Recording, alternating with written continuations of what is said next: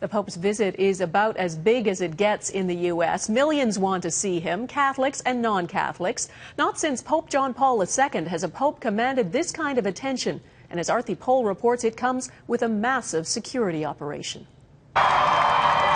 His first time on U.S. soil, Pope Francis starts his 5-day tour across 3 of the biggest cities in the U.S. Starting today, more than 60 law enforcement agencies will be put to the test. A security force of virtually unprecedented size will be tasked with keeping the Pope safe. I would say it's one of the largest, if not the largest, special event we've ever seen here. Comparable to hosting presidential inaugurations in all 3 cities toured by the Pope.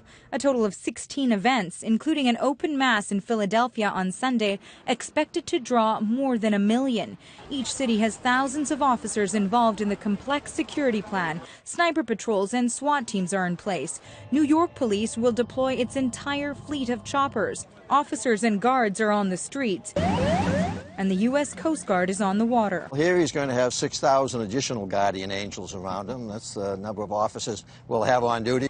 Even a Canadian team from the Archdiocese of Toronto was helping with credentials for the estimated 8,000 journalists expected to cover the papal visit. No one is going to be able to get to any of the events in terms of media coverage without having gone through those checks. And there are even additional checks on top of the checks, if you can believe it. The U.S. Secret Service says the precise planning has taken 9 months.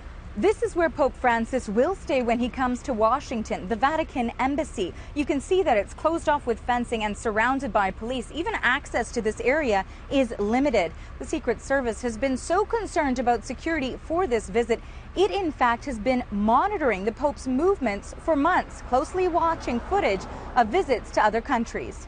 Every move carefully choreographed, a plan that will be in contrast with a Pope known to break the rules, spontaneously embracing worshippers, accepting food from spectators. He wants to mix and mingle with the people, which is completely understandable and I think very honorable, but it creates a security nightmare for Secret Service agents.